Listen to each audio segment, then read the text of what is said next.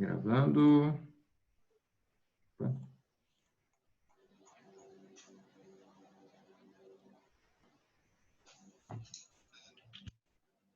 Desligar a câmera, professor? Por enquanto não, só quando eu chamar, tá? Beleza. Então vamos lá, meus caros. Seus olhos são exercício, poucos exercícios, né? Se não estou enganado, era 4 exercícios, é isso? Porque o outro já começava Peraí, eu vou pegar minha apostila. o outro já começava a revolta da vacina, né? E eu ia deixar para a próxima aula. Mas a gente depois faz isso aí. Vamos lá, então. Página 112, página 113. Primeira questão aí, eu colocava aí, eu não, né? O livro didático coloca. Muitos historiadores consideram Canudos como um movimento social messiânico. O que isso quer dizer? Deixa eu ver quem está aí. Quem não participou da aula passada.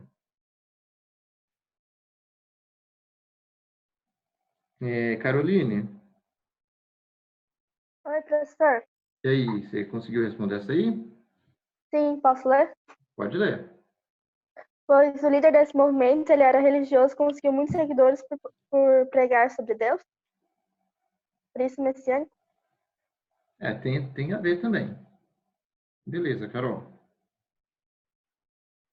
Vou colocar aqui a anotação. Quem mais? Deixa eu ver quem não fez. Ô, Jorge.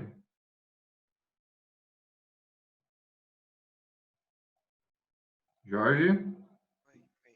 E aí? Posso lá pegar a apostila, rapidão? Eu esqueci de pegar. Você vai pegar a apostila? Você está em casa, não pegou a apostila, meu cara? Tem que estar no Eita. lugar. Apostila não é precisar no guarda-roupa, meu cara. Tá bom. Depois eu volto para você, então. Matheus? Não fez. Não fez? Beleza.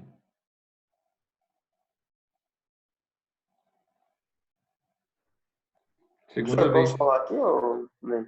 Não, ó, quem está escrevendo ali em cima, tá? Já pode apagar, porque depois eu vejo quem está escrevendo e mexendo nos slides, tá? Então, aqueles que estão editando, já aproveito que amanhã eu vou mandar o relatório para a direção, já incluo o nome de vocês. Então, apaga agora, tá? Porque eu não habilitei para vocês ficarem brincando nos slides. Nicolas? Nicolas? Vai. E aí? O que você respondeu nessa? Calma aí, professor. Não tem calma aí, cara. Vai. O que você respondeu?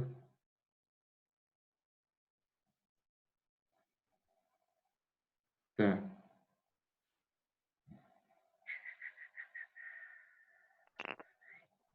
Quem estava querendo se habilitar para responder? Eu, Eu, quem? Que eu não consigo ver aqui. Se você... Gustavo, Fala, Gustavo. O que você respondeu nessa? eu coloquei essa porque muitos achavam que o líder desse movimento era um Messias enviado por Deus. Eu acho que tá errado. Certo? Movimento social. Olá. Considera Canudos Posso falar? como... Não, agora não. Ó, meus caros, o que eu dizia? Ó? Lembra que todas as questões que eu coloquei a respeito da revolta de Canudos, a resposta da Guerra dos Contestados, todas elas tinham em comum esse caráter do líder messiânico, tá? Isso é um dos motivos, por exemplo, a resposta aí que eu tinha mais ou menos burlado para vocês, ó. O que isso quer dizer? Foi social, porque entre seus motivos se encontra a miséria da população nordestina, e messiânico, né? Porque perceba, o cara está entrando agora, como movimento social messiânico. Social, porque entre seus motivos se encontra-se a miséria da população nordestina, e messiânico para os seguidores. Havia uma liderança religiosa de um Messias. É que vocês focaram bastante no messiânico, né? Vocês esqueceram da parte social. Mas não está errada também, certo, meus caros? Então, foi o Gustavo. Professor, eu escrevi assim, peraí. Mandei aqui no chat. Não, Ele era agora... enviado por... Não, agora eu já passei a resposta, cara. Agora eu chamo você na próxima. Certo? Ó, vamos lá, questão 2. Por que o Arraial de Canudos provoca tanto pânico no governo e nas elites brasileiras? Essa é uma questãozinha um pouquinho mais complexa.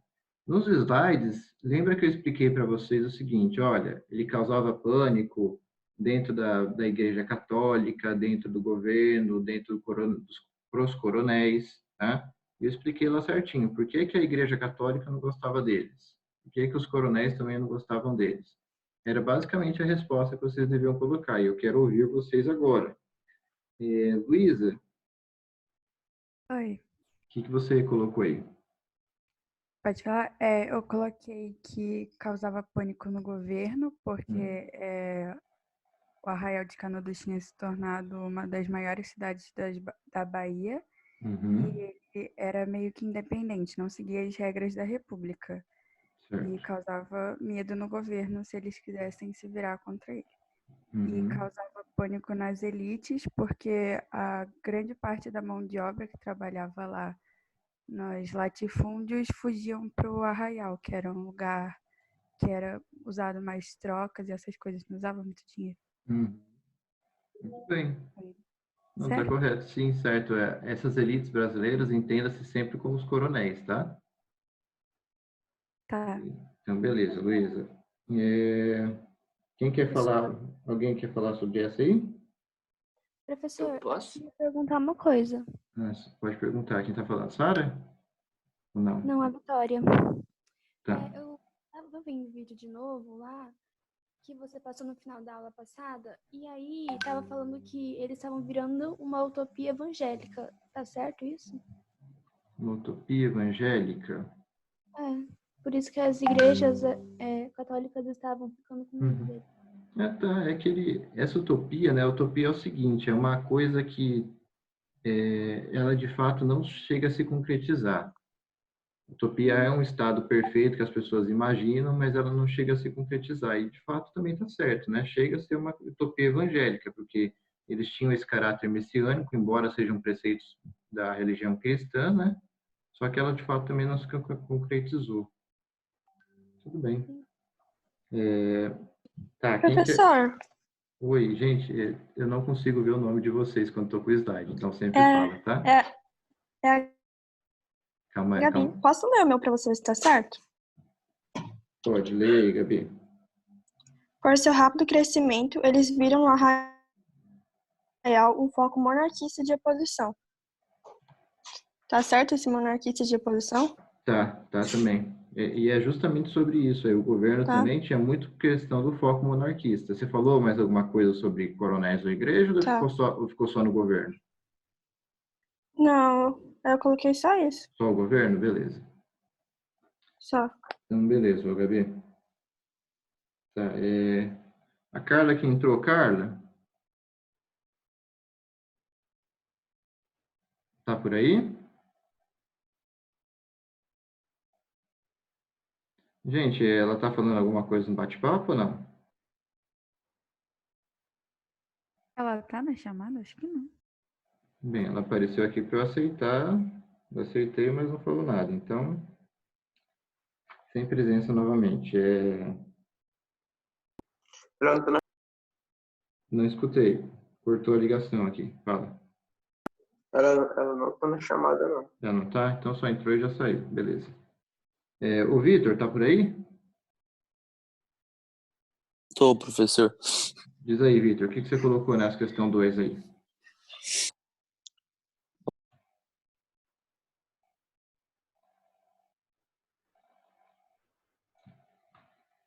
Sumiu, Vitor? Calma aí, professor. Deixa eu pegar o livro aqui. Eita, nós, viu? Tá. Espera, pega o livro aí, depois eu chamo aí, se for o caso. Tá, perdão, professor, perdão. Tranquilo. O Caio, você fez? Felipe ou O Chinês? Felipe, porque o Ximenes entrou? Isso aí. Eu acho que não, né? O Felipe, diga aí. Coloquei que, assim, Canudos colocava em risco a soberania do governo e o pessoal das regiões de fazenda fugiam para seguir esse Messias e o pessoal não parava de seguir a igreja e tal, parava de dar o dinheiro à igreja. Não parava ou parava? parava de dar dinheiro à igreja por Ah, causa tá. que eles foram pra, tipo assim, Certo, entendi. Certo, Caio. Então, meus caros, ó, essa questão aí, ele fala do governo, né, e nas elites brasileiras. Eu acrescentei a igreja também, porque a igreja faz parte da elite brasileira, né, embora seja propriamente os coronéis que eles estejam falando aqui nesse momento. Então, ó, só para vocês terem uma noção, ó, é bem o que eu coloquei na aula para vocês. Porque as ideias do conselheiro causavam forte oposição da Igreja Católica, né, que acusava de charlatanismo, falava que ele não era um padre, que ele não era um frade, né, que ele assim não podia estar pregando e ele pregava de qualquer forma. Causava também pânico entre os coronéis, né, que viu os trabalhadores abandonarem as fazendas e se unir nos seguidores do Beato para viver em comunidade. Lembre-se que nas fazendas eles recebiam um salário miseráveis, né? Pouco dava para subsistência, e lá não, lá eles trabalhavam um ajudando o outro. Então, tipo, eles não viviam em fartura, mas também nunca faltava alimento para eles. E do governo especialmente, né? Essa questão do monarquia, e do governo que via em Canudos um foco monarquista. Vocês sabem que esse foco monarquista ele foi plantado pelo governo, porque o governo tinha acabado de fazer, vamos dizer assim, a república.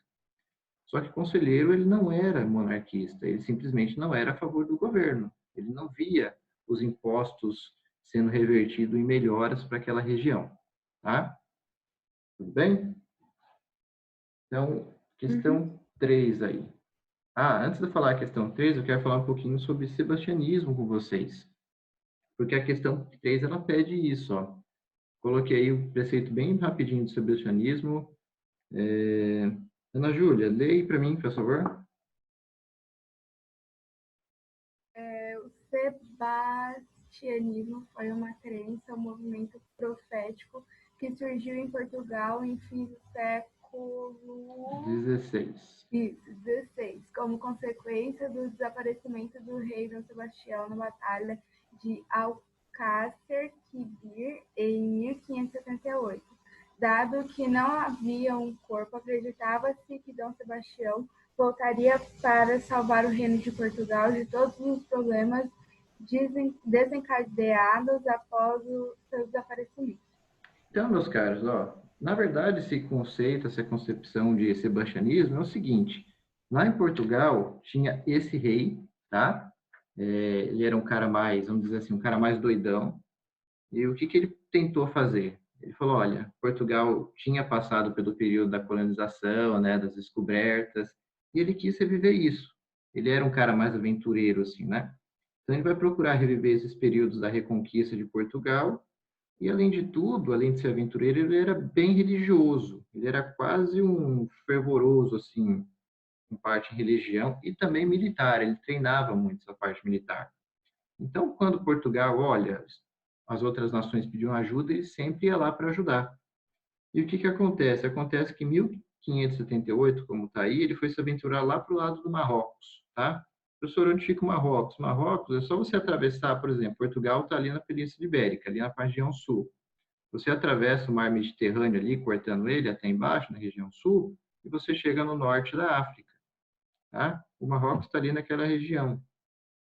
Ele foi lá para tentar deter o avanço do Império Otomano. Quem é o Império Otomano? São basicamente os turcos. E lá ele vai juntar força com os sadinos, que são, vamos dizer assim, marroquinos também, né? Só que o que acontece? Dentro de Marrocos, a gente tem 2 sultões comandando. Um sultão que era apoiado por Portugal, que era apoiado por Espanha, Itália, né, os países europeus, e a gente tem um outro sultão que é apoiado pelos turco-otomanos, né, que é um grande império nesse momento. E ele vai enfrentar, vai sumir nessa batalha de Alcácer Quibir, né, onde ele vai acabar enfrentando, vai entrar na porrada com os caras lá e simplesmente desaparece, né? E Portugal sentiu muito peso, o pessoal acreditava que ele ia acabar retornando e criou esse misticismo, vamos dizer assim, né, do sebastianismo. Então, o que é o sebastianismo? Era todo aquele que era tido, olha, essa pessoa vai surgir para ajudar a gente, né? Vamos ficar esperando que uma hora ou outra vai aparecer um Messias, vai aparecer um defensor, tudo bem? Esse é o mito do sebastianismo. Então, ó, de acordo... Oi. Quando eu fui pesquisar o que era, falou que era um movimento de caráter messiânico. Também Sim, pode ser? Também pode ser. Então, ó, pensa o seguinte, ó, a questão 3, aí ele vai pegar justamente os trechos, um trechinho, né, do escritor Euclides da Cunha, né, que era um jornalista que foi, né, para a região de Canudos para escrever para o jornal, e vocês sabem que ele acabou escrevendo um livro, né, chamado Os Sertões. O escritor Euclides da Cunha registrou diversos poemas populares narrados pelos habitantes de Canudos durante a campanha militar. Um deles é este: Visita vem fazer, né, Rei Dom Sebastião, coitadinho daquele pobre que estiver na lei do cão. Cara, você precisa entender que você precisa saber interpretar o poema, né, a poesia que quer que seja.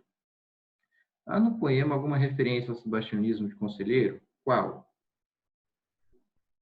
Qual que é a referência aí que você consegue ver que ele está falando de sebastianismo?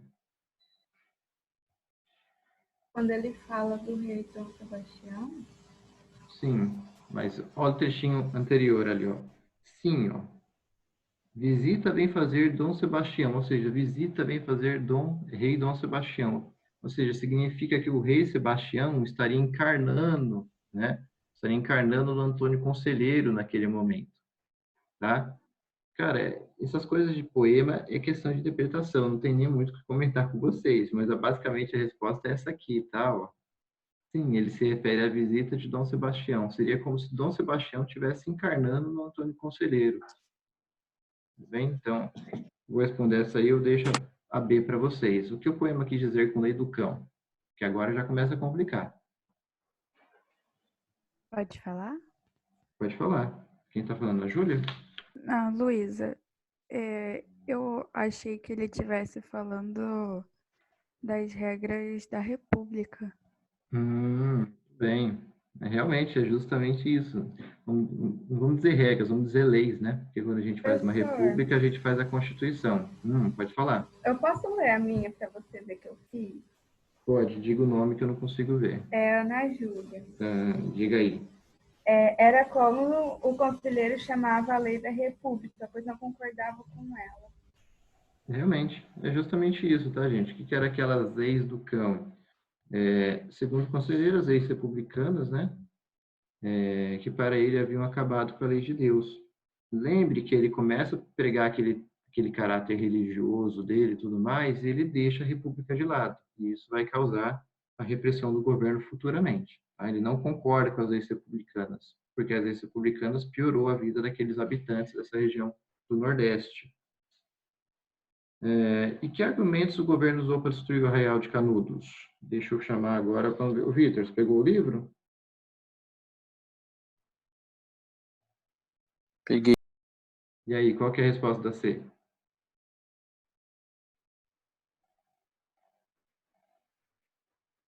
Tá. Jorge? Diz para mim, resposta da C. Eu coloquei que eles, o argumento deles é que as revoltas e as greves deles foram tratados como casos policiais. Não sei se é certo.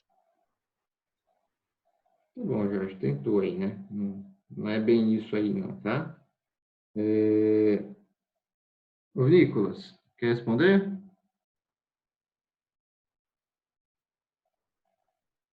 Não tá, né? Sara?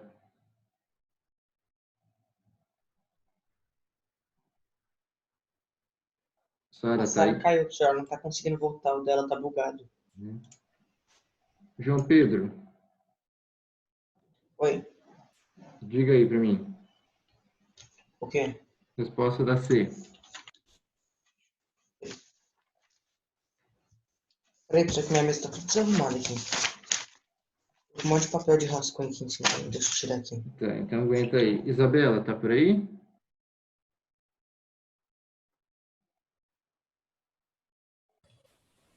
Professora, não fiz essa. Não fez? Tá bom.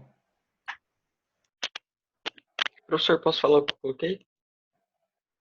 Eu, Gustavo? É. Gustavo, deixa eu perguntar para os outros que não fizeram por enquanto, tá? Vitória?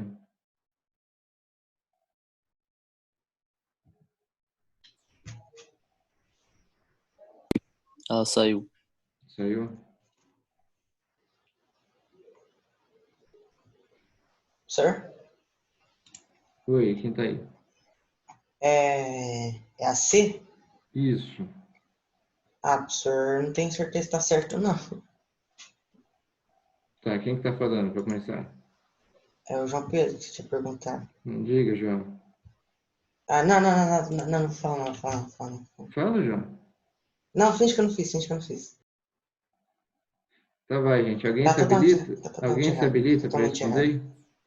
Eu coloquei que eles falavam que o Antônio Conselheiro estava criando um arraial monarquista, que queria derrubar a República. Isso, bem isso aí mesmo, né? É só falar do movimento de monarquia, tá? Ó, que você tratava de movimento monarquista. Lembra, eu acabei de falar isso na questão anterior. Gente, todo fato o governo se baseou, né? Porque não tinha um fato comprovado lá, ele simplesmente baseou, olha, os caras são contra a República porque eles são monarquistas, eles querem que o rei Dom João volte e tudo mais, né? E não era o caso, não era isso que eles queriam, não. Última questãozinha para fechar, né?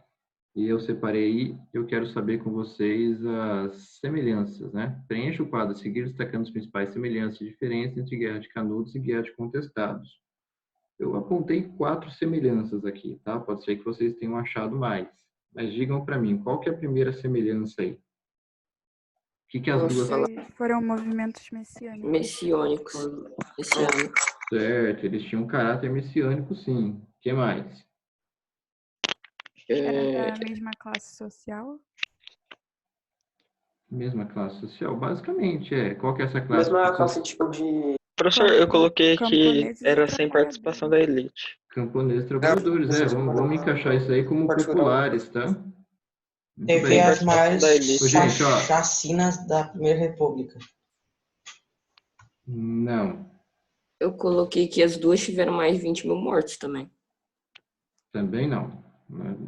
As duas foram conflitos. Professor, Tá, fale um por vez aí. Diga, quem chamou aí? eu coloquei. A Gabi, posso falar? Pode falar. Eu coloquei que as duas sofreram repressão do governo. Sim, as duas sofreram. Inclusive, quem ganhou as duas paradas? O governo. O governo, tá? Então, mas depois de perder, foram disputas com o governo. Ah, sim, mas o governo, por exemplo, em Canudos, ele fez algumas expedições e perdeu lá no início, né? Mas quem ganhou no final foi ele. Tá? E só para a Guerra do Contestado também não aconteceu? Eles não perderam também? Sim. O governo perdeu também? Eles perderam no início também, mas no final eles no venceram, início. Né? Tá? Em geral, quem ganha é sempre por último, né? Então foi o governo. Tá? E mas pode falar que os dois eram contra a República? Tipo, não que fosse monarquista, mas que não seguia o padrão da República? Eu não vou, peço para você não colocar isso, porque é o seguinte, embora Canudos não apoiasse a República, eles não eram contra a República, eles eram contra o governo específico, né? E Contestado não estava nem aí se era República ou se era monarquia, tá? Para eles, tanto fazia. Tá? Eu coloquei assim que eles eram contra as decisões do governo. Tá. Você pode acrescentar aí também é que isso aí ocorreu em regiões rurais, tá? Então, só para você ter uma noção, ó, de semelhanças, ó, primeiro, envolveu populares, tá? Vocês acabaram falando. O que eu acabei de falar agora, que ocorreu em regiões rurais, tinha o caráter messiânico, tá? O primeiro que vocês apontaram, e ambas foram vencidas pelo governo federal. E a gente tem 2 minutos e meio aí. Digam as diferenças. Primeira coisa, o que vocês viram de diferença uma da outra? Eu coloquei que a de Canudos foi na Bahia e a do Contestado na divisa do Paraná e Santa Catarina. Muito bem, realmente. Uma foi lá no Nordeste, na Bahia, e a outra foi na divisa do Paraná e Santa Catarina, no Sul. Tá? Tem até aqui, ó, ocorreram em regiões diferentes. Ó. O que mais? Eu falei que eles tiveram fatores de origem diferentes, para começar. Fatores de origem diferentes? Qual fatores que você pensou, então, para o contestado? Porque depois que o governo veio reprimir as duas, o de Canudos era porque consideravam que eles eram monarquistas e o de Contestado é porque eles estariam ocupando as terras indevidamente. Tá correto também, tá? São caráteres diferentes, sim, realmente. Não tinha apontado isso aí, mas o que eu posso apresentar para você seria basicamente o seguinte: a Guerra do Contestado ocorreu por conta de uma disputa de terras, né? E no Canudos não tinha uma disputa de terra, tinha uma disputa, na verdade, de hegemonia política ali dentro da Bahia, certo? Mas está correto também. Que Canudos era contra a República e o contestado não fazia muita diferença? Na verdade é aquilo que eu falei, tá? Canudos ele não é contra a República, ele não liga se é República ou se é monarquia, ele liga porque ninguém estava dando um apoio para eles, né? Ninguém ligava para aquelas camadas mais pobres. Ele queria que o governo se preocupasse com eles. Se era República ou monarquia, para eles tanto fazia, desde que ajudassem. Ó, vou colocar aqui as respostas, tá? O contestado houve influência de interesse estrangeiro, lembro da linha de trem, que acabou não sendo construída? Em Canudos já não teve interesses estrangeiros. No contestado, a revolta ocorreu por conta das disputas de terra, já em Canudos não havia disputa desse tipo, certo? Deixa eu interromper aqui, que eu tenho 20 segundos com vocês. Meus caros, bem tranquilinho, tá, as questões, algumas um pouquinho mais chatinhas de fazer, mas vocês deram conta. Já anotei aqui a galera. Eu vejo vocês amanhã, tá? 7h30, para a gente fechar o conteúdo da aula, tudo bem? E daí a gente encerra em República Velha. Na próxima quarta, eu acho que eu não vou passar questões para vocês amanhã, mas na próxima quarta eu recebo vocês para a gente tirar dúvidas sobre a prova. Na quinta eu apresento a prova, tá? Daí vocês podem utilizar o horário da aula para fazer, mas eu sugiro que vocês peguem mais tempo, que vocês façam depois do almoço. Tudo bem? Vou encerrar a aula que já vai terminar aqui. Um beijo, um queijo a todos. Vejo vocês amanhã. Tchau, Falou, professor. professor. Tchau, professor. Falou, professor. Tchau, tchau. Até mais. Tchau, tchau.